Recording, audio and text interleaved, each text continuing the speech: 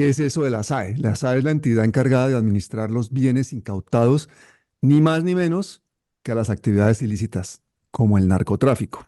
O sea, el sitio ideal para que políticos y funcionarios corruptos terminen quedándose con lo que se le incautaba a otros criminales. Esto me gusta más que, y lo tengo que decir con toda sinceridad, que hablar de esa clase política y delincuencial. Cuando el presidente me designó para ser presidente de la SAE, yo lo rechacé. Yo le dije que yo no quería venir a ser presidente de la SAE, porque yo no estoy formado para tratar con esta clase de gente. Realmente no, No, es que te no, metieron en un chicharrón el peor de todos, yo creo. y realmente yo lo rechacé de facto. Mm. Dije, yo para allá no voy. Eso no es. Todas estas preguntas que me acaba de hacer Gonzalo, que yo sé que él juiciosamente ha hecho investigaciones y tiene, pues como lo decía ahorita mismo, la gallardía, porque hay que ser muy gallardo para señalar a gente tan poderosa. Pues yo no estoy preparado para eso, digamos. Yo me he formado para otro tipo para servir de otra forma. Y por eso mi insistencia en hacer de la SAE una entidad que le sirva a la gente, porque es más mi vocación.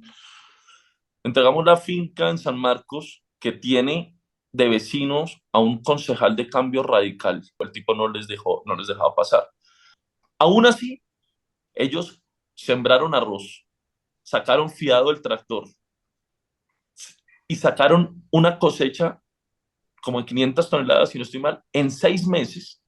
Y como no le permitía el concejal pasar por la finca de él para sacar la producción, les tocó alquilar unas chalupas para sacarlas por el río. Claro. Porque esa gente, mire que no está pidiendo regalado, no está pidiendo que un subsidio, no está pidiendo que unas familias... Es más, ellos nada más dicen, nosotros sabemos trabajar, necesitamos la tierra para trabajarla, punto. El que quiera ser corrupto en SAE lo puede ser. Y lo puede hacer con mucha facilidad. Yo creo que no, pocas entidades en el país permiten esa facilidad. Yo creería que la mayor acto anticorrupción es liquidarla y volverla a hacer. Yo no entiendo por qué la convirtieron en una entidad mixta, regida bajo el derecho privado. Eso no tiene ningún tipo de sentido, porque entonces, ¿dónde está la vigilancia? Gente, en los últimos años Colombia ha ocupado una y otra vez un puesto destacado entre los países más corruptos y más desiguales del mundo. Así que no es difícil imaginarse lo que pasa o lo que pasaba en el interior de la SAE. ¿Qué es eso de la SAE? La SAE es la entidad encargada de administrar los bienes incautados, ni más ni menos que a las actividades ilícitas, como el narcotráfico. O sea, el sitio ideal para que políticos y funcionarios corruptos terminen quedándose con lo que se le incautaba a otros criminales.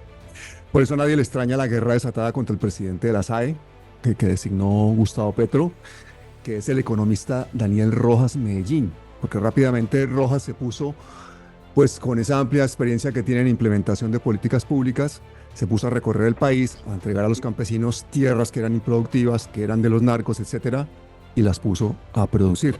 Daniel Rojas es uno de los personajes más importantes y promisorios del actual gobierno. Es muy cercano a Petro. Formó parte de su UTL cuando fue senador, fue el coordinador programático de su campaña presidencial y es una de las mentes detrás de su propuesta económica y de pensiones. Daniel Rojas pues saltó a los titulares porque sufrió una suspensión por parte de la procuradora Margarita Cabello, uribista furibunda y ficha de los Char, a quien tendremos que soportar un año más, no como a Barbosa que ya casi se va. ¿Y el crimen de Rojas cuál fue? Por el cual fue suspendido.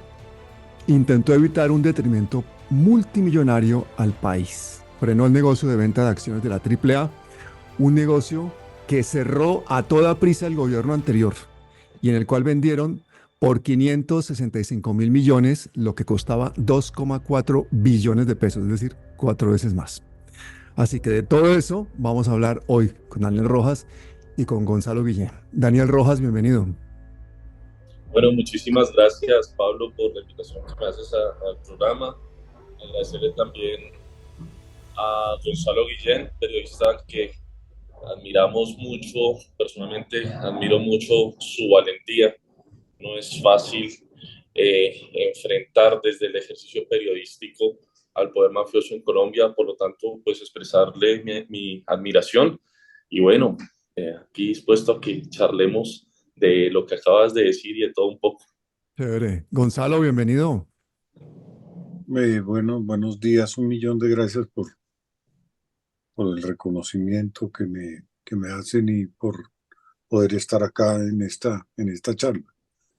Pues qué bueno. Yo espero que la charla sea muy pedagógica para que toda la gente que nos esté oyendo tengan por un momento la sensación de las dificultades que afronta un gobierno que por primera vez intenta hacer una serie de políticas sociales para beneficiar a los más pobres cuando tiene una resistencia increíble por parte de poderes fácticos a lo largo y ancho del territorio. Entonces, por eso la primera pregunta obligada, ¿qué fue lo que encontraste cuando llegaste a la SAE? La SAE es una entidad que desde que nació, bueno, desde que se transformó de la Dirección Nacional de Estupefacientes a la Sociedad de Activos Especiales, de entidad pública a entidad mixta, eh, regida bajo el derecho privado, es decir, los funcionarios de la SAE no son sujetos de investigación y de control por parte de las IAS. Siento que se escondió, se hizo casi que invisible ante la opinión pública y yo intuyo que se hace premeditadamente, ¿no? El simple hecho de que ahora, a partir del discurso de posesión del presidente Petro, se empieza a hablar de la SAE y a ponerla en la opinión pública, pues permite que se pueda evidenciar algunas cosas que, como yo lo he dicho en reiteradas ocasiones, porque con esto toca ser muy cuidadoso, además, pues porque para nadie es un secreto que nuestra oposición política pues está muy pendiente también de lo que se diga o lo que se deje de decir para actuar. Sí encontramos algunas irregularidades que nosotros pusimos de manifiesto ante la opinión pública y ante las autoridades competentes. Y otras que aunque no pueden configurarse como delitos, pues sí dejan abiertas las posibilidades para que ocurran cosas que pues están mal vistas desde no solamente desde la ética, sino también desde la propia administración pública. Por ejemplo, la concentración de depositarios. La SAE es una entidad pequeña para administrar todo lo que administra. Nosotros tenemos más de 30.000 inmuebles bajo nuestra administración, 3.000 sociedades de todos los tamaños en 17 sectores de la economía. Estamos hablando de empresas tan grandes como Drogas La Rebaja, como el Grupo Grajales, hasta de micronegocios en cualquier barrio de Bogotá, de Cali, de Medellín. Y tan solo 770 funcionarios. Se inventaron una figura que se, a mi modo de ver se pervirtió, que es la de depositarios, es decir, que alguna privado, persona natural o jurídica, pues pueda ser coadministrador de estos bienes. Y esa figura, digo, se pervirtió porque se concentraron los mejores activos en unos pocos depositarios. Claro, cualquiera puede decir, no, no hay ninguna ilegalidad y no estoy sugiriendo que así lo sea, pero esa concentración sí pervierte el ejercicio. Eh, pues como lo dijimos ante la opinión pública, encontramos incluso engavetados eh, actos administrativos de extinción de dominio a bienes de alias La Gata, que a nosotros nos parece un poco curioso que eso estuviera en anaqueles y no en el inventario propio de la SAE. El inventario de la SAE es un inventario totalmente desorganizado, no está, digamos, esquematizado de tal manera que se pueda hacer una administración debida. Estamos hablando de archivos de Excel, de la antigua Dirección Nacional de Estupefacientes que no tienen ni siquiera las características propias para poder administrarlo. Algunos bien inmuebles medidos en hectáreas, otros en acres, otros en metros, otros en varas, otros en yardas, es decir, el desorden total. Y por supuesto, mm, una entidad dedicada, y eso tampoco quiero decir que configure un delito, pero sí hace parte de la transformación, dedicada única y exclusivamente al negocio inmobiliario y al negocio de comercialización de activos, con un potencial muy grande de poderles servir a la ciudadanía y especialmente, y es algo que pues el presidente ha sido enfático y nosotros también, en que las principales víctimas del flagelo del narcotráfico pues es la población más pobre del país. Por lo tanto, estos activos tienen que ponerse al servicio de esa población como un acto de reparación y de transformación de economías. Una economía ilícita del narcotráfico rentista a economías productivas, que es un poco lo que venimos haciendo. Es como un resumen más o menos de lo que nosotros encontramos y lo que en un año larguito para acá pues hemos tratado de empezar a corregir. En esta finca, 220 hectáreas que estamos entregando a la Universidad de Caldas, hay un antes, una historia amarga, una historia de violencia, una historia de narcotráfico, una historia que no estamos dispuestos a repetir. Pero también hay un después, hay un gobierno del cambio, hay un rector comprometido, hay un ministerio de educación comprometida y hay una sociedad de activos especiales que ha decidido que esos predios que pertenecieron a la mafia, que pertenecieron al narcotráfico, ahora tienen que convertirse para la generación de valor, para la generación de saber. Y es para nosotros gratificante decir que la mayor importancia que este evento tiene es que la sociedad de activos especiales la pone al servicio del saber, al servicio de la universidad pública, al servicio de una juventud que va a transformar el país y que va a ser libre, porque esa es la verdadera libertad, el saber. Sí, doctor Rojas, no hace mucho la Presidencia de la República denunció formalmente a la liquidadora María Mercedes Perry por la desaparición de al menos 52 valiosísimos inmuebles que eran de la antecesora de la SAE, que los desapareció entre el 2011 y el 2014. Esa señora, ¿qué ha pasado con esos inmuebles y qué ha pasado con esa señora? La SAE también la denunció, que se han recuperado los inmuebles. ¿Son más inmuebles de los 52 originales que dijo la presidencia? Bueno, nosotros en este caso eh, hemos o solicitamos a hacer a la SAE víctima dentro del proceso, porque evidentemente pues este es otra figura, que es la figura de los liquidadores. Eh, Encontramos procesos de liquidación de más de 10 años, de 12, de 13 años, lo que nos parece totalmente absurdo. Una liquidación de empresas no puede, digamos, regularmente no demora más de un año o 2 años. Y en el caso puntual, pues se trata de una denuncia a la antigua Dirección Nacional de Estupefacientes. Nosotros, digamos, hemos hecho la remoción de la liquidadora y estamos a la espera de que las autoridades pues actúen con base en las denuncias ya establecidas para que se repare a la Sociedad de Activos Especiales, digamos, si encuentran la culpabilidad de la señora. Nosotros, pues evidentemente, ¿Pero los ya que hay inmuebles desaparecieron o la no, señora se quedó con ellos? no, los inmuebles aún no hacen parte del inventario de la sala. No hacen parte, o sea, los tiene No, ella. no nos han devuelto, presuntamente. A nombre de ella los puso o de algún político. No tengo claridad a nombre de quién los puso. Lo que sé es que o sea, deberían estar en el inventario de la SAE y no están en el inventario de la SAE.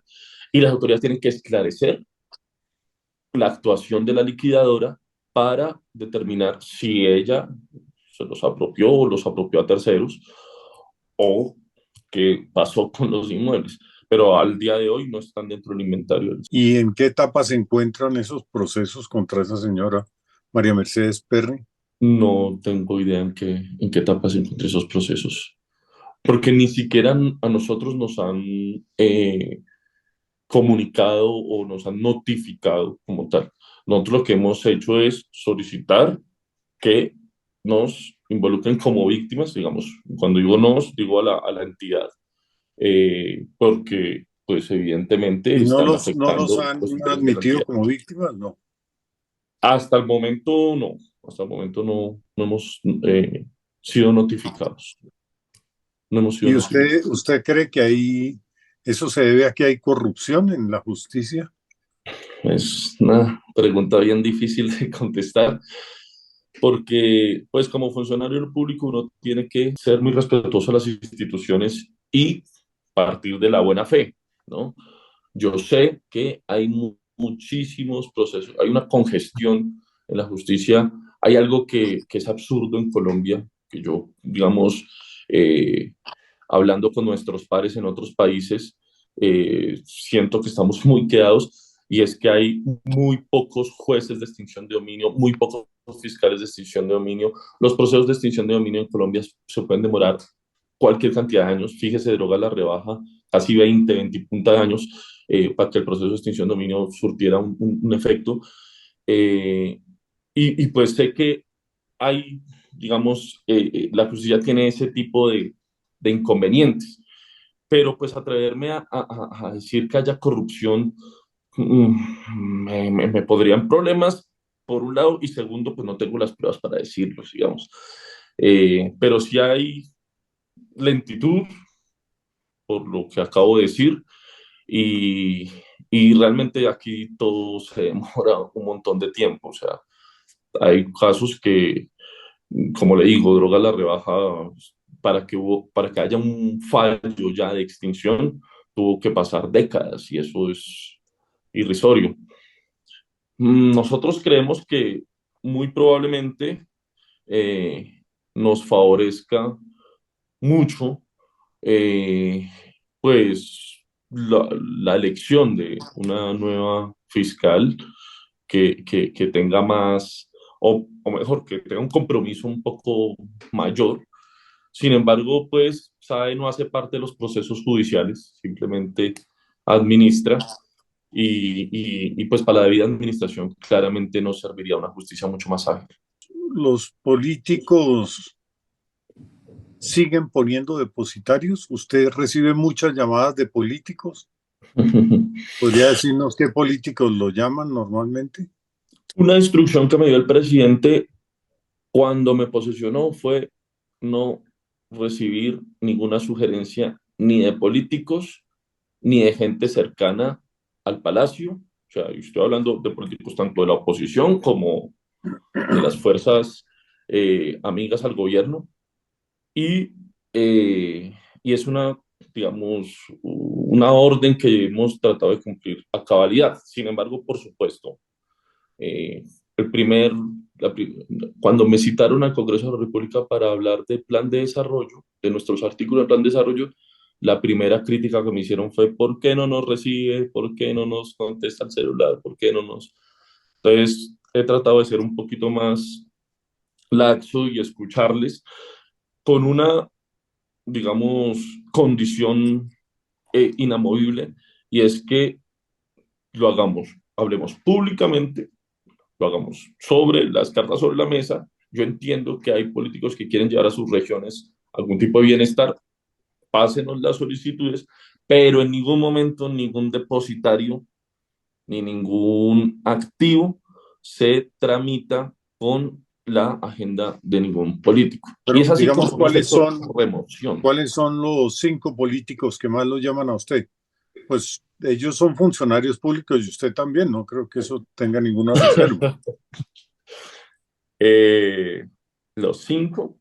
No, pues que no hay ninguno que sea como tan insistente, porque hemos sido, yo creo que incluso están muy bravos conmigo en el Congreso precisamente porque no atendemos recurrentemente. Entonces, yo no hay alguien así que sea como muy insistente conmigo. Pues yo creo que a quienes más bien les hemos afectado por nuestras decisiones, eh, se abstienen de llamarme. No, ni me buscan.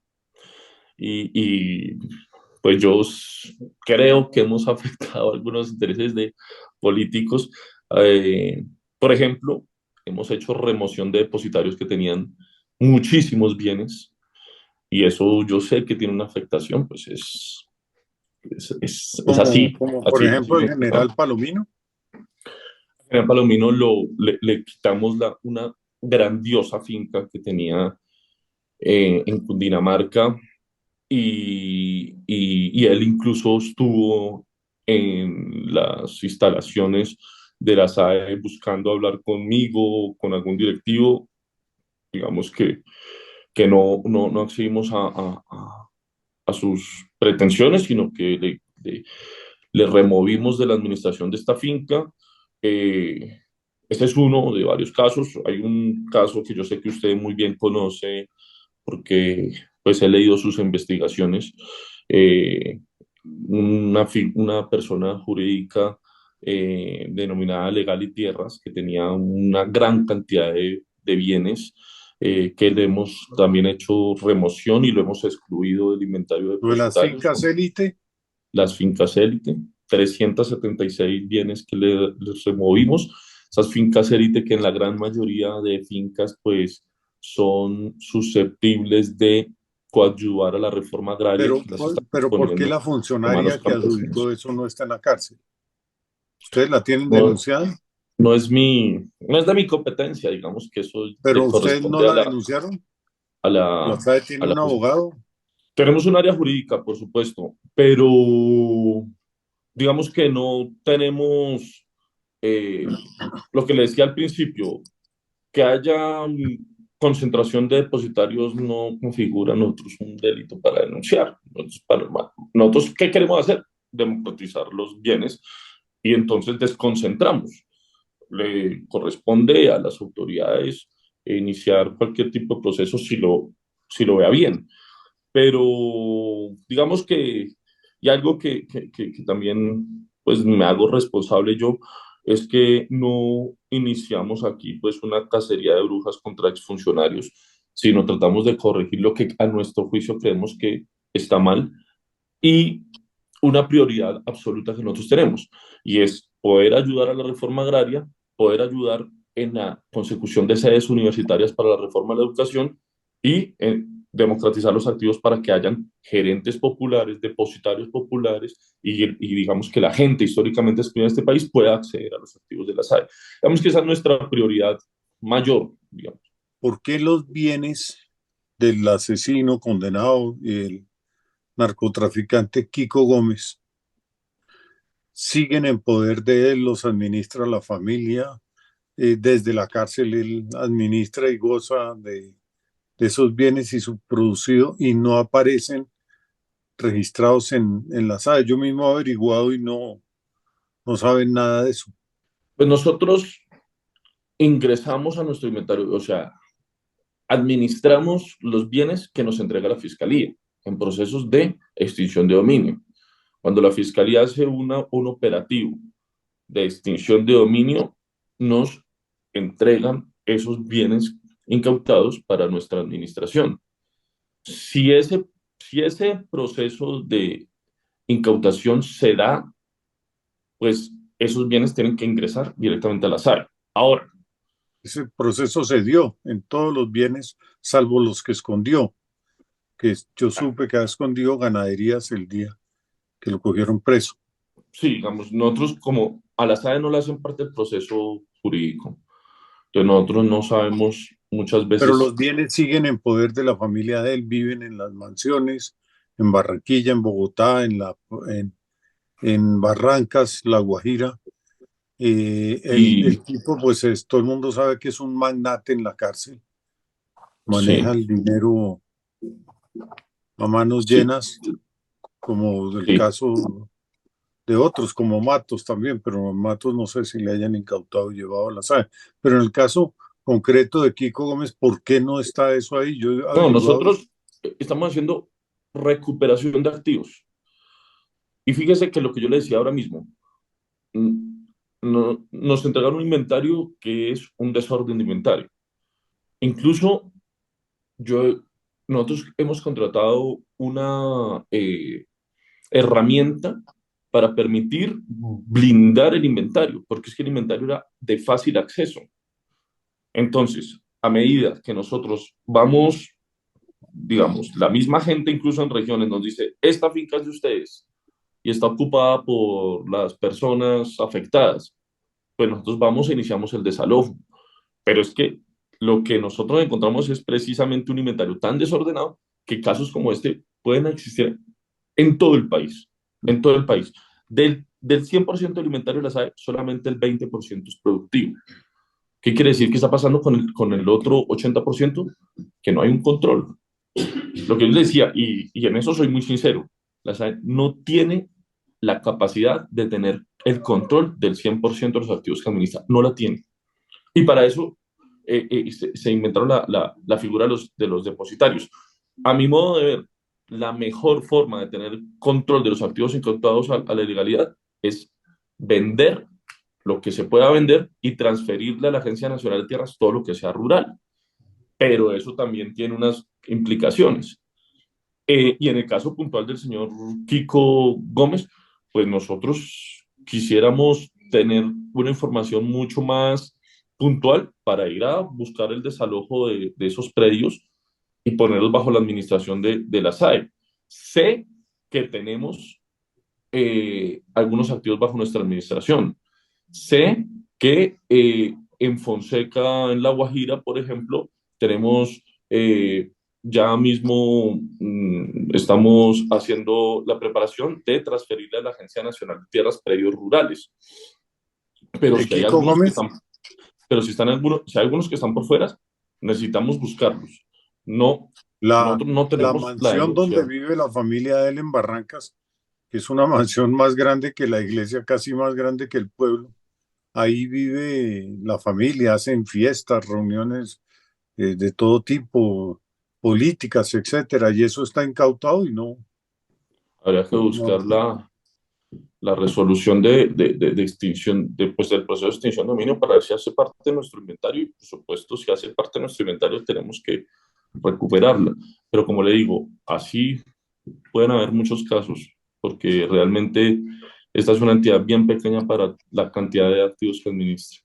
Oiga, sí, yo me estoy Ahora, quedando, me estoy quedando de piedra con ese dato que nos das de que solamente tienen control sobre el 20% de los bienes, que son 700 y pico de funcionarios para más de 30.000 bienes.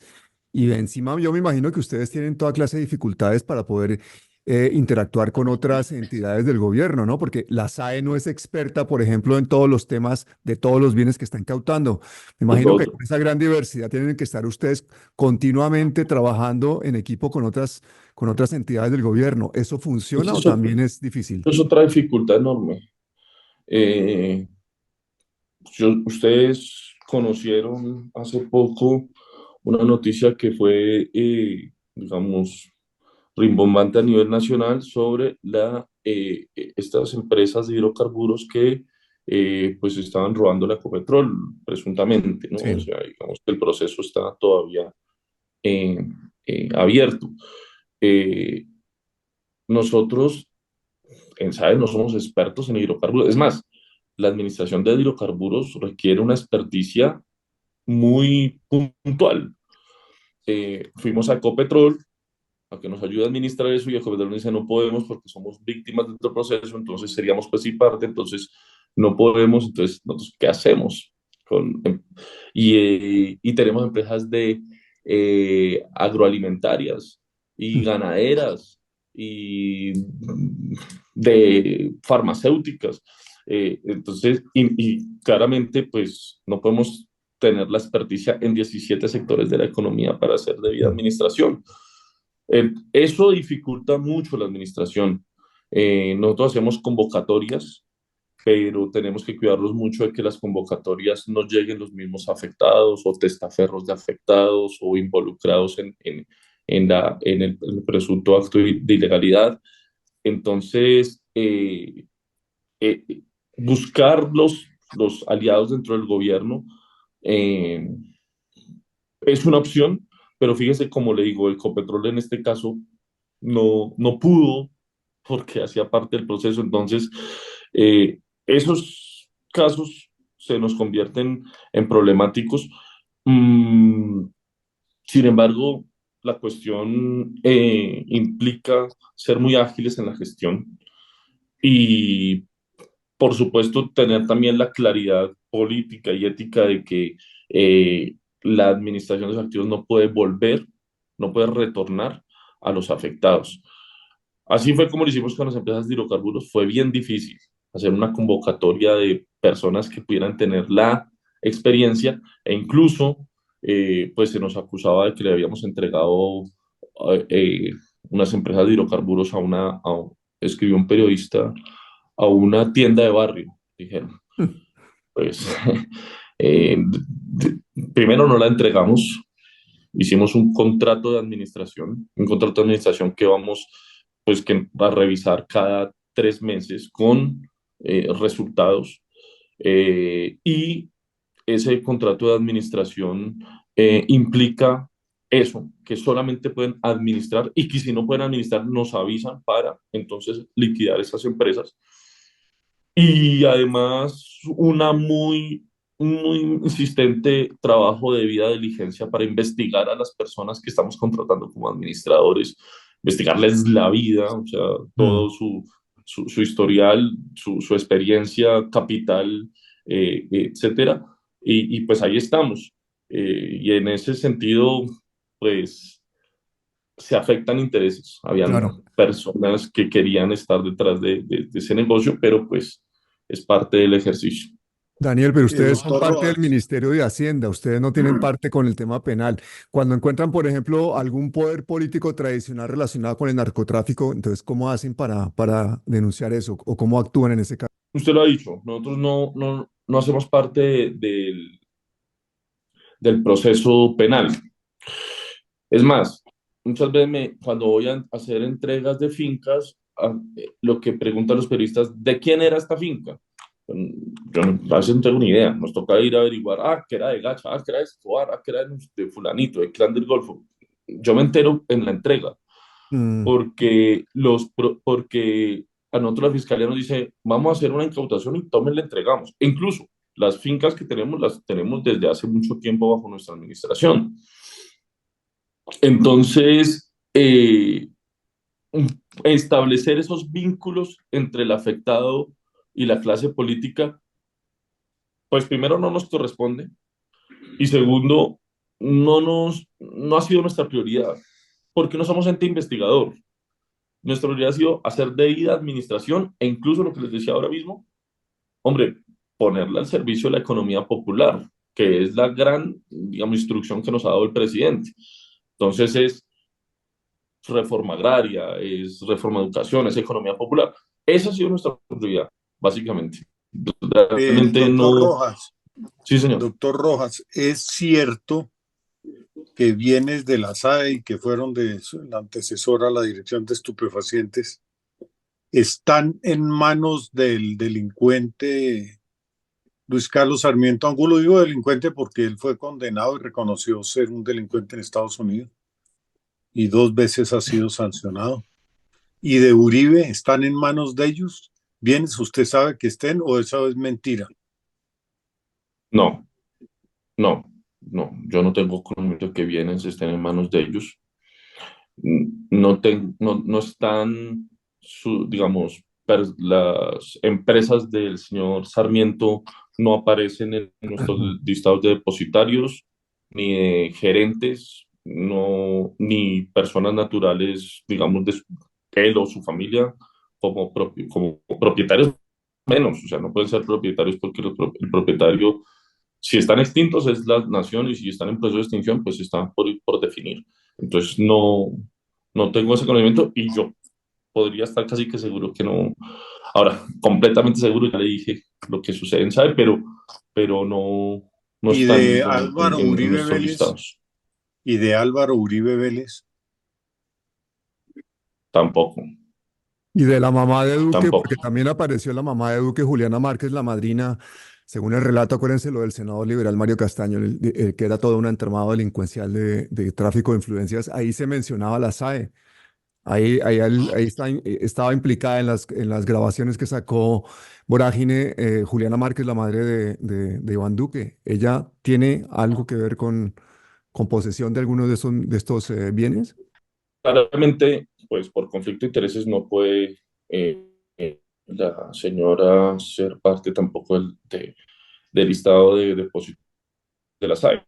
Y contra esa Lo que señora, ¿usted sabe si he hay escuchado algún juicio, por sitios periodísticos que usted alguna refiere denuncia es penal, que algo contra la mamá de Iván Duque Márquez? no ¿Salieron tengo conocimiento si bienes? exista o no, pero ¿Usted sabe claramente si hay bienes que fueron entregados a alguien o se perdieron, se los robaron por injerencia de la mamá de Iván Duque Márquez? no sé. Ya, doctor Rojas, hay una cantidad, yo no sé qué tan grande de inmuebles que han sido entregados en arriendo, en arrendamiento, a gente que con toda seguridad la estaban era favoreciendo. Uno de esos, por ejemplo, es el Si los famoso hacker de supiera, Uribe, el señor tendríamos Carlos que denunciarlo. Escobar. Él sigue en posesión de la mansión que le dieron en Medellín, pagando una irrisoria suma mensual. No, no. Nosotros dimos por terminado unilateralmente el contrato de arrendamiento de ese apartamento en Medellín. Eh, y así mismo hemos hecho revisión de varios contratos de arrendamiento para terminarlos unilateralmente cuando consideramos que pues los estimados de renta no son, digamos, no concuerdan con lo que debería cobrarse, ¿no? En este caso, y eso es decirlo, nosotros no nos interesa mucho si el beneficiario es de el Centro Democrático, del Liberal, de Colombia Más. Lo que hacemos es beneficiar los intereses de la entidad y de los intereses públicos. No, somos muy estrictos en eso. Creamos una gerencia de ética, riesgo y centro en el que a cada depositario se le hace una debida diligencia para que pueda ingresar al listado de depositarios de la SAE. O sea, en eso sí somos muy cuidadosos. Obvio que nos interesa que ningún depositario ligado a ningún tipo de delito ni acto delincuencial. Por eso hemos removido muchos, digamos, no porque podamos decir o denunciarles directamente, sino porque la misma concentración a nosotros nos parece que es una mala práctica. Pero claramente, o sea, nosotros no ingresamos ningún depositario si no pasa la debida diligencia. Y le hacemos, hemos tratado software para poder investigarles, SARLAF, insisto, creamos una gerencia exacta, precisamente para esto, o sea, no, en eso somos muy cuidadosos. Doctor Rojas, ¿es cierto que el ex vicepresidente de la República, Francisco Santos, conocido como Pacho, tiene bienes que eran de la SAE o de la Dirección de Estupefacientes en el centro histórico de Santa Marta o en alguna otra parte del país? No, señor, no tengo conocimiento de que él tenga, insisto, nadie puede tener los bienes de la SAE o los pueden tener en No, bienes que fueron de coadministración. la SAE. Sí. O sea, que la SAE los enajenó. En algún momento quizás pudo haberlos comprado porque la SAE comercializa. Nosotros vendemos bienes y quizás en algún momento los pudo haber comprado, pero digamos, lo que puedo decir, bajo mi administración no hemos hecho ningún tipo de negocio con el señor Francisco Santos, ni mucho menos le he puesto como administrador de ningún bien de la SAE. Ya, pero usted puede decirnos que en su administración no, pero en las administraciones anteriores, Pacho Santos tampoco recibió bienes de parte de la SAE o de la Dirección de Estupefacientes. Yo no tengo conocimiento de que haya sido beneficiario de bienes de la SAE. Daniel, y quedan 3 años por delante y queda todo un proyecto de gobierno progresista por hacer y estamos viendo cada vez más la dificultad tan grande que tiene gobernar a Colombia. Yo sé que tú has sido una persona muy cercana al presidente Petro. ¿Tú cómo ves estos próximos 3 años? ¿Crees que puede pasarnos lo que pasó en Argentina, que remonte la derecha intentando demostrar que la izquierda no sabe gobernar, que los clanes afianzados ahora en las regiones, después de haber ganado las regionales, pues vayan al 2026 con toda la potencia del mundo a quedarse nuevamente con la presidencia de Colombia también?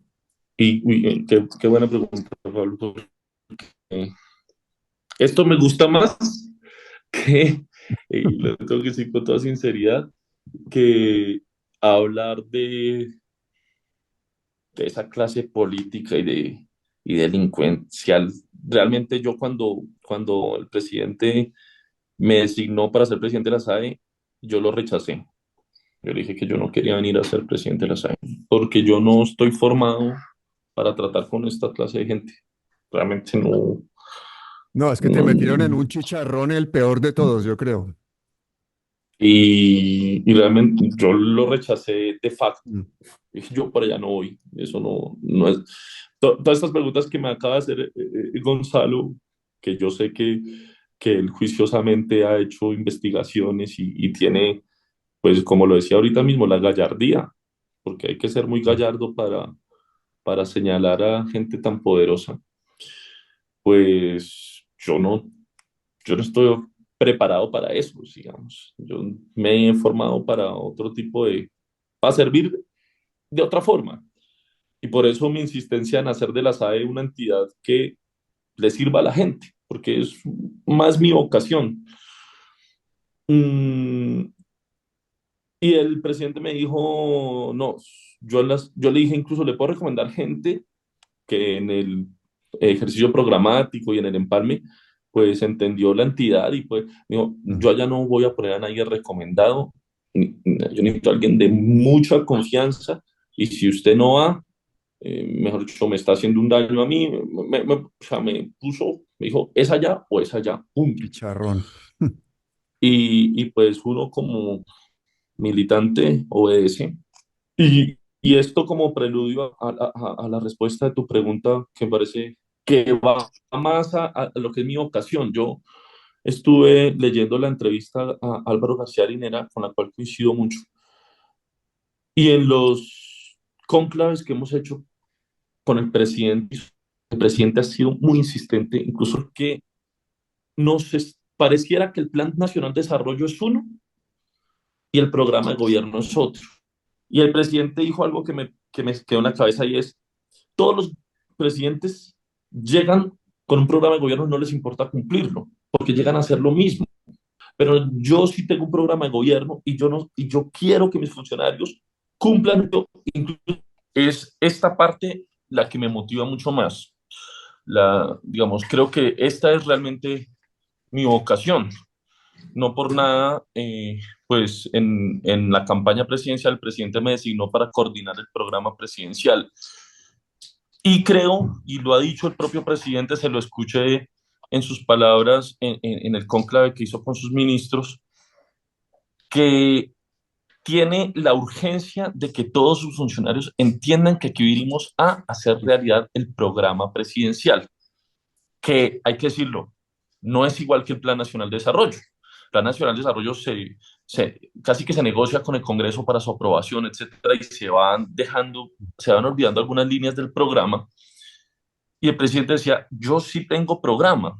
Los demás presidentes quizás llegan, el programa es un papel requisito y llegan a hacer lo mismo. Yo sí tengo programa, yo necesito cumplir el programa presidencial.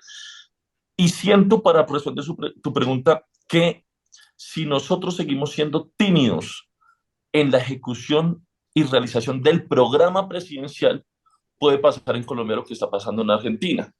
Hoy el programa presidencial sí es transformador. El programa presidencial está dirigido hacia transformaciones estructurales, pero depende mucho de la voluntad tanto de los funcionarios de primer nivel del gobierno nacional como de funcionarios de segundo nivel.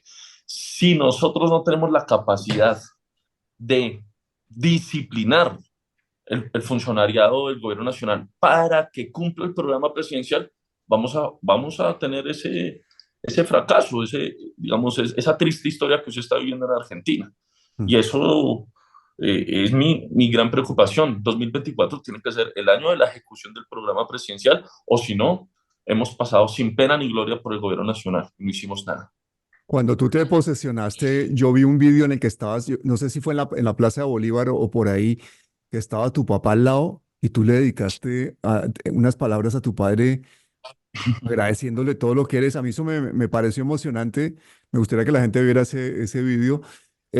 ¿Cuáles son las motivaciones que encuentras tú en el día a día? Porque lo que nos acabas de contar es un panorama bastante dantesco de una entidad tan importante que maneja tanta plata, con tantas presiones, con tantas amenazas, porque yo sé que tú has recibido amenazas, tu familia, te han estado incluso a tus padres vigilando con drones, etcétera.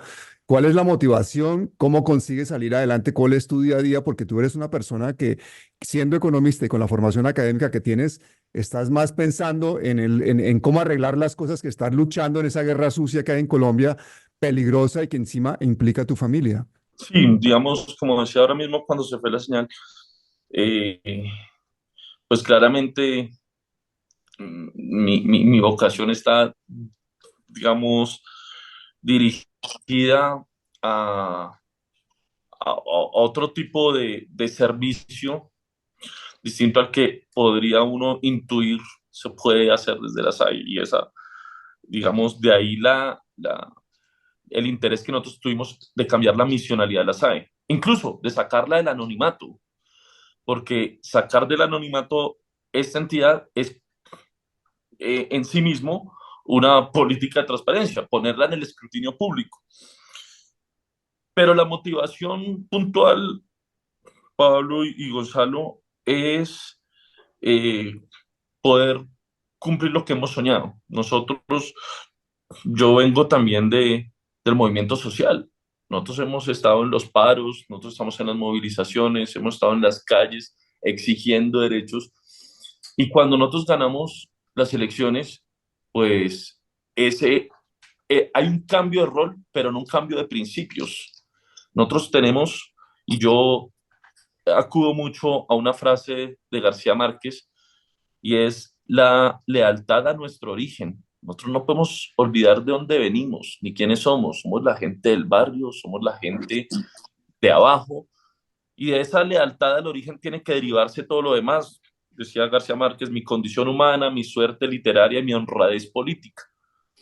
Tiene que guiarnos a nosotros la lealtad a nuestro origen y a nuestra gente. A mí me duele mucho cuando voy a Buenaventura, cuando voy a Tumaco, cuando voy al Pacífico colombiano, el Pacífico que nos dio a nosotros la victoria, la juventud que nos dio a nosotros la victoria, y nos dicen, acá no ha llegado el gobierno, no hemos sentido el cambio. Y eso me frustra bastante, digamos que eso incluso me motiva a seguir en un cargo en el cual yo le puedo decir a usted hoy, no estoy cómodo, no es donde yo quisiera estar. ¿Mm? Pero me motiva incluso a decir, desde aquí, lo poco que podamos hacer tiene que ser por ellos. Y entonces, como usted dice, nos ganamos las amenazas, nos ganamos la persecución, nos ganamos los improperios, pero esos activos que ellos mismos nos señalan son de ustedes, pertenecieron a un delincuente, pertenecieron a no sé qué, pues se los ponemos ahora al servicio de ellos. Y si nos tenemos que ganar esa persecución, pues nos la ganamos. Son los roles del oficio. Pero esa motivación ya después, cuando la campesina agradecida nos dice, pensábamos que íbamos a morir si tenemos un pedazo de tierra y ahora lo tenemos, pues nos motiva a seguir trabajando. La finca en San Marcos, Pablo, eso es hermoso. Entregamos la finca en San Marcos que tiene de vecinos a un concejal de Cambio Radical, Mm. a unas comunidades campesinas. El concejal, pues, para oponerse a la entrega, les metió unos búfalos en la finca para no dejarlos Ah, hacer uso de las tierras.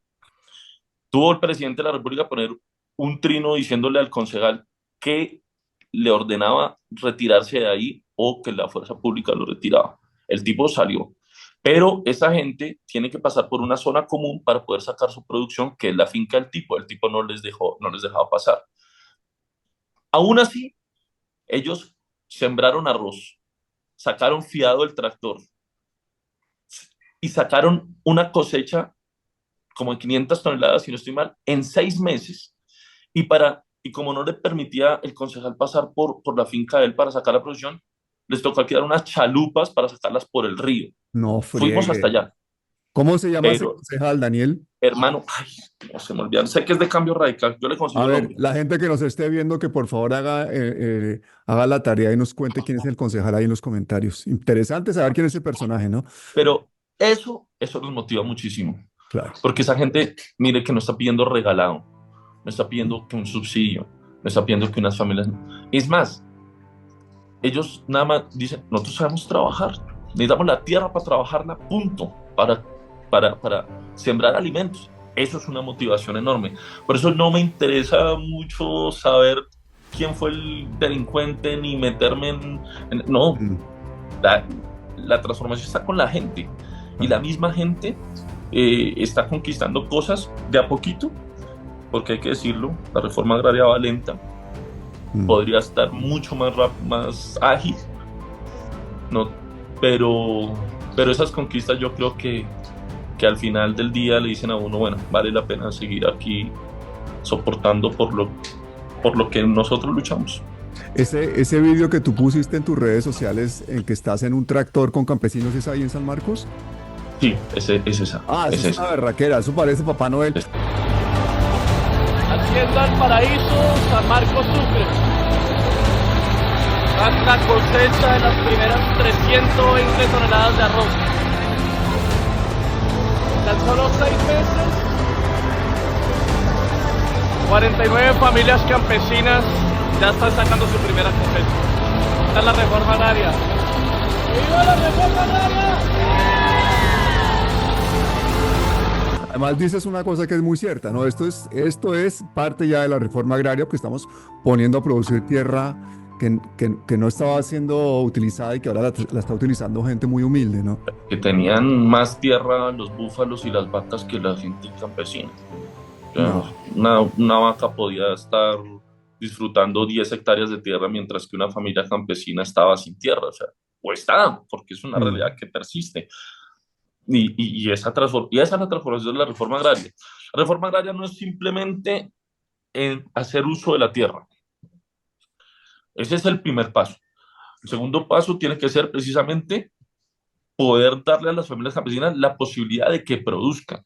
Eso es crédito y eso es asistencia técnica y eso es apertura de mercado, eso son vías terciarias. Fíjese que el presidente puso ahorita un trino sobre cuál ha sido el histórico de inversión en vías en el país. Eso tiene un sentido, ese trino, porque en el presupuesto del otro año se va a invertir la realidad.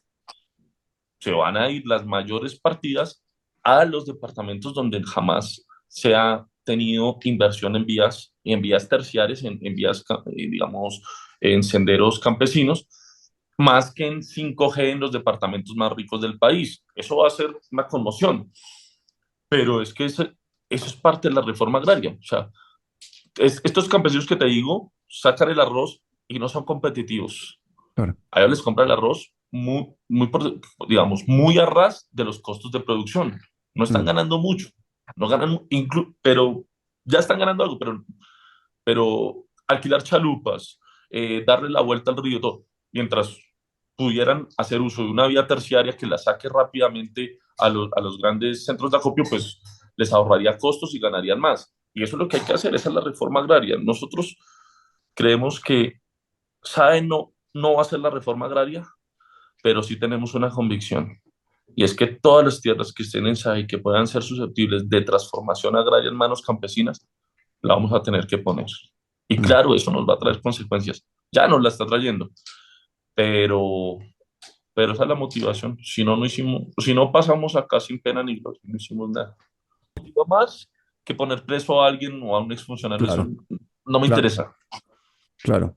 Pero si uno de esos zampones termina en la cárcel y sus bienes terminan siendo utilizados por la gente humilde de Colombia, pues yo creo que también merece la pena Claro, meterle la mano a esa vaina, ¿no?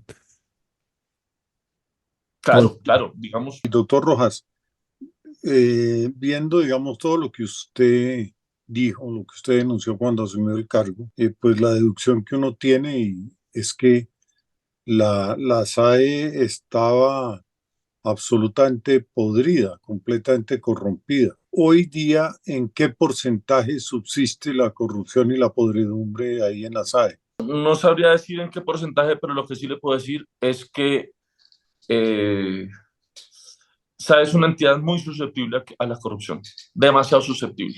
El que quiera ser corrupto en SAE lo puede ser y lo puede hacer con mucha facilidad. Yo creo que no, pocas entidades en el país permiten esa facilidad. Yo creería que la mayor acto anticorrupción es liquidarla y volverla a hacer.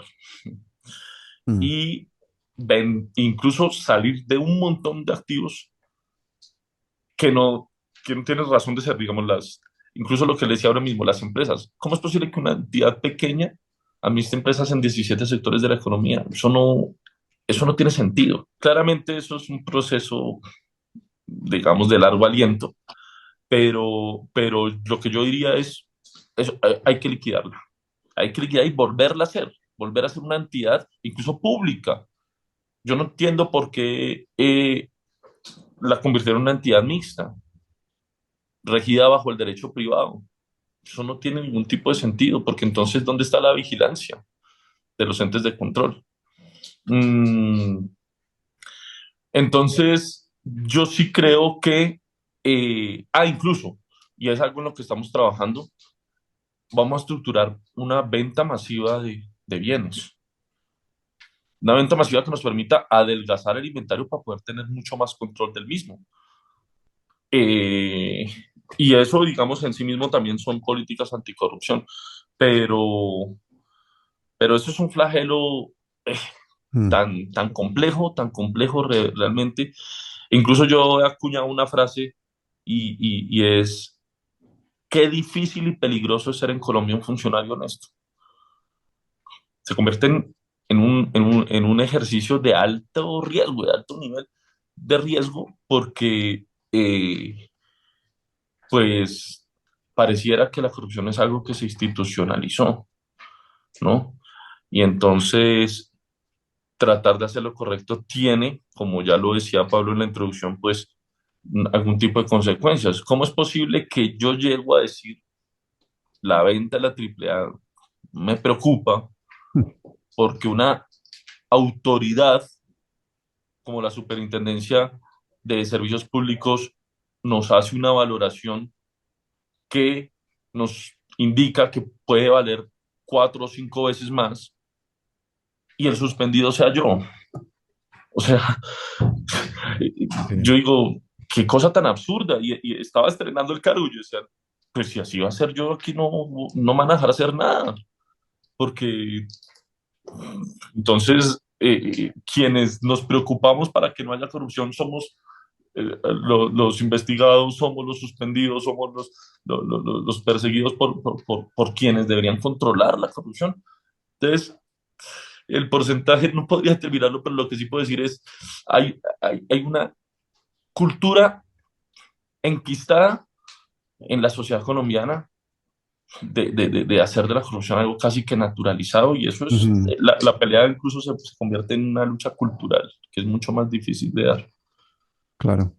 Pero oye, para la gente que no sabe lo que es lo de la AAA, rápidamente hay que decir que es la Sociedad de Acueducto y Alcantarillado y Aseo de Barranquilla, ¿no? Y que su accionista mayoritaria se llama INASA.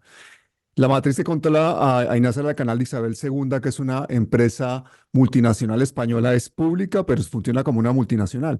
Pero una empresa en la que ha habido muchísima corrupción. De hecho, esa transnacional española incumplió pues grandemente con los servicios de agua a Barranquilla y a 14 municipios del Atlántico de alcantarillado, lo de la depuración de aguas no funcionaba, etcétera, etcétera. Ignacio González, presidente de la Comunidad de Madrid, terminó en la cárcel por corrupción, porque él es el señor que presidía también la empresa del Canal de Isabel II. Imagínense, el presidente de la Comunidad de Madrid, que es uno de los cargos más importantes de España, terminó en la cárcel. La investigación local en ese momento la bautizó el fiscal general Néstor Humberto Martínez, la investigación Acordeón. En España se llamó la Operación Leso. La Operación Leso terminó con una cantidad de gente en la cárcel, en cambio la Operación Acordeón con muchas menos. Y esta empresa por la que se pagaron casi 100 millones de dólares, cuando en realidad 2 meses antes le habían fijado un precio 4 veces menor, pues todo eso terminó en dinero en paraísos fiscales a mano de una cantidad de corruptos de la derecha, de la extrema derecha española, del Partido Popular, empezando, como lo digo, por el presidente de la Comunidad de Madrid, Ignacio González. Pero también sirvió para que demandaran al gobierno español, ¿no? El canal de Isabel II demandó, perdón, al gobierno colombiano, ¿no? ¿Tú sabes algo de esa demanda? ¿Qué pasó con eso, Daniel? Porque es que me parece increíble que encima que nos roben esas empresas españolas, encima demanden al gobierno colombiano y terminen ganando esos juicios porque son en tribunales privados. Cuéntanos si sabes algo en qué va esa vaina. Yo me reuní en su momento con la pues en su momento era la directora de Asuntos Jurídicos del gobierno, con Mm, Marta Lucía, eh, porque ella pues me informó que podía existir ese litigio a nivel internacional. Sin embargo, nosotros ya no tenemos nada que ver, la empresa finalmente pues pasa al distrito, digamos que eso fue algo que nosotros dejamos establecido como condición para poder ponerle la firma a ese negocio. O sea, si en el caso de que haya un detrimento, pues no estamos dispuestos a favorecer a privados. Y en este caso, pues si de algún momento hay un favorecimiento, pues que sea al distrito de Barranquilla y, y pues ya le corresponderá a la Agencia de Defensa Jurídica del Estado, es así como se llama, la Agencia de Defensa Jurídica del Estado, pues entrar a representar los intereses de la nación en cualquier pleito a nivel internacional. Lo que yo creo, yo no soy abogado, pero el área jurídica de la entidad me ha indicado, es que aquí pues prima el orden constitucional interno, digamos la, la figura de la extinción de dominio y que pues en todo caso existe, digamos, las reservas técnicas cuando se enajena tempranamente un bien que no ha sido totalmente extinto. mm. Pero le correspondería ya aquí a digamos, a la Agencia de Defensa Jurídica del Estado y a la SAE en caso de que se falle en contra del Estado, ¿no? Hacer uso de la reserva técnica, pero lo que me dicen los abogados es que eso no tiene mucha posibilidad de prosperar en contra del Estado. Bueno, menos mal.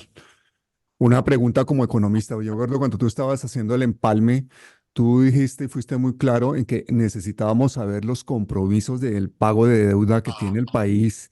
Necesitábamos saber el marco de coyuntura, los precios internacionales del crudo por el tema de la gasolina. Te inquietaba también en lo del Fondo de Estabilización de los Combustibles y, Mm. en cuanto a macroeconomía, ya un año después, cuéntame de las expectativas de las preguntas que tenías a lo que es hoy en día, ¿cuáles son las conclusiones? ¿Cómo nos dejaron el país? ¿Qué ha pasado? ¿Cómo está el país desde el punto de vista económico?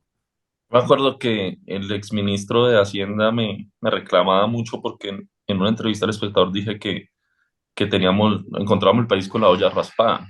Mm, Y tenemos mucho la preocupación con las personas que hicimos el empalme en el Ministerio de Hacienda sobre el Fondo de Estabilización de Precios de Combustible. Fíjate que al final el gobierno tuvo que subsanar ese déficit tan grande, pues aumentando la tarifa, que es un costo político también inmenso, pero pues era lo que responsablemente tenemos. Yo creo que eso, todo déficit, bueno, aquí algunos amigos heterodoxos de pronto no estarán tan de acuerdo conmigo, pero bajo el esquema de las finanzas sanas y la responsabilidad macroeconómica, pues todo déficit debe cubrirse con digamos, con algún tipo de ingreso fiscal. Y en eso tenía mucha intención la reforma tributaria progresiva que decía el plan de gobierno mm. debía presentarse, el programa de gobierno. Ojo, la reforma tributaria presentada digamos, por el gobierno una vez gana, no es la misma que estábamos, La que original, nosotros claro. consignamos en el programa de gobierno. Se quedan por fuera, digamos, muchas de las fuentes de ingreso. Y aparte la Corte Constitucional tumba una muy importante fuente de ingreso que es prohibir la deducción de las regalías del impuesto de renta de las actividades extractivas. Mm, pero cosas que se quedan por fuera que nos hubieran ayudado muchísimo, no solamente en términos de poder cubrir el déficit, aunque yo creo que el país todavía tiene espacio para endeudarse. Colombia está muy por debajo del nivel de endeudamiento de los países de la OCDE. Y el endeudamiento no es malo por sí mismo. Si tú te endeudas para ampliar tu negocio y, digamos, ampliar tu negocio va a representar futuros ingresos, pues es una deuda virtuosa. Otra cosa es endeudarse para comprar aviones de guerra. Claro. Eso ya es una deuda ociosa, pero hay deudas que Mm. pueden ser virtuosas y tenemos espacio para aumentar la inversión pública mediante deuda. Pero, por ejemplo, y qué pena extenderme tanto en esto, pero me No, parece no, te lo agradezco bien muchísimo. importante. El programa de gobierno decía que la reforma tributaria debería tener una figura que permitiera capturar mediante impuesto de renta la inoperancia o digamos, la inactividad de las tierras productivas. Y esto era algo que repitió el presidente en varios discursos. La tierra productiva, al momento en el que usted aumente el nivel de impuestos, las tarifas impositivas, pues el propietario tiene dos opciones: o la pone a producir o la vende. Y el principal comprador puede ser el Estado. Era una herramienta incluso para hacer la reforma agraria vía tributaria, Mm. o paga los impuestos, que debe pagar los impuestos, y la pone a producir para pagar los impuestos, y entonces eso le genera a la nación en un país donde la mayoría de la tierra productiva es improductiva, en un país que tiene la capacidad de producir alimentos, pero importamos 14 millones de toneladas de alimentos. Esa era una herramienta virtuosa dentro de la reforma tributaria que no se presentó. Entonces Claro. perdimos un año, 2 años, la Corte nos tumba parte de la reforma tributaria, tenemos problemas con el Fondo de Estabilización de Petróleo, pero no presentamos las reformas que debimos presentar. Y así en otras carteras, que entonces vuelvo a lo que decía ahora mismo. Si nosotros seguimos con la timidez de aplicar el programa de gobierno, pues le estamos abriendo las puertas a la extrema derecha para que vengan en el 2026. Como le pasó a Argentina, sí. Y si a ti Sí. te dicen, oye, ya aceptaste el chicharrón de la SAE, ¿por qué no aceptas el chicharrón de presentarte como candidato presidencial en el 2026? Porque el panorama que tenemos, no, es que el panorama que tenemos es Fico, Claudia López, una cantidad de gente, hermano, sinceramente impresentable, que nos ha llevado a donde estamos. ¿Tú cogerías esas banderas? Lo digo porque es que en los vídeos en los que he visto, porque he visto muchos de los vídeos que has hecho y las entrevistas que has hecho, repetidamente la gente que escucha tus entrevistas y tus cosas, pues te propone y la gente y el público es muy sabio. ¿Qué No, dirías de pero esa propuesta? yo creo que hay gente pues que se encariña porque de alguna manera pues reconoce algo, el trabajo que estamos haciendo, como otra que no, digamos. Eh, pero eso es digamos, una candidatura presidencial es algo que se debe construir de una manera muy responsable. Yo vengo de ser un asesor y ahora a dirigir esa entidad, o sea, yo no tengo una trayectoria que, digamos, pueda servirme de respaldo para presentar una candidatura presidencial. No tengo ni los votos, es decir, yo no, yo puedo servir y quiero servirle a un proceso que ojalá continúe, pero yo creo que existen en las toldas del progresismo personas que tienen la trayectoria, que tienen la calidez, de calidad humana y la calidad, digamos, intelectual, que, tienen, digamos, a lealtad a nuestro programa y que encontrarán en mí pues un aliado para que el proyecto continúe, porque me interesa que continúe, pero serlo yo sería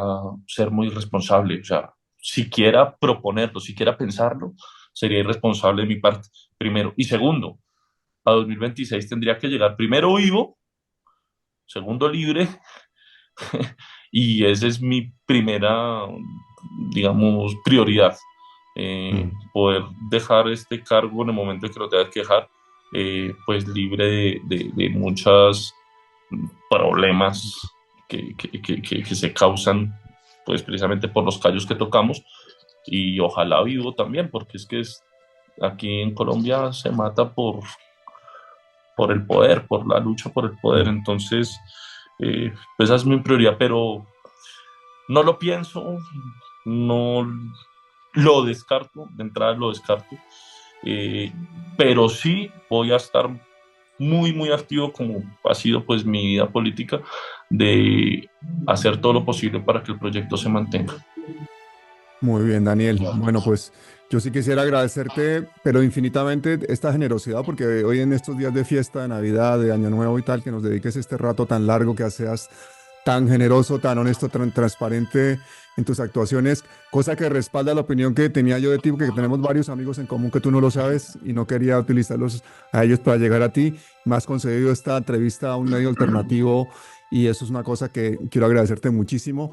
Espero que esta juventud apática y apolitizada ya por tanto neoliberalismo y tanta marginación que hay en Colombia siga a estos referentes jóvenes que están haciendo estas labores tan titánicas, como es el caso de Daniel Rojas y Gonzalo. A ti, agradecerte, invitar nuevamente a todo el mundo a que vayan, se suscriban y sigan La Nueva Prensa y sigan a Gonzalo Guillén. Así que muchísimas gracias a los dos y hasta siempre. A ustedes, muchas gracias, Pablo. Muchas gracias, doctor Rojas. Les deseo un feliz año. Feliz año y Palestina libre. Así es, muchísimas gracias a ustedes. Valoro mucho el esfuerzo que hacen de hacer prensa seria, comprometida, valiente y real, porque es en tiempos en los que la prensa corporativa ataca los procesos democráticos, pues esto se convierte en la mejor herramienta democrática que cualquier sociedad pueda tener. Yo siempre digo, no necesitamos que nos adulen ni que sean progobernistas, ni mucho menos, sino que la verdad, siempre sea la búsqueda de la verdad la que impere, y eso lo hace la prensa alternativa, y yo valoro mucho ese esfuerzo. Sí, señor. Muchísimas gracias, muchísima fuerza a los dos. Hasta gracias, siempre. Feliz año. Gracias, Pablo. Gracias, doctor. Estén muy bien. Chao.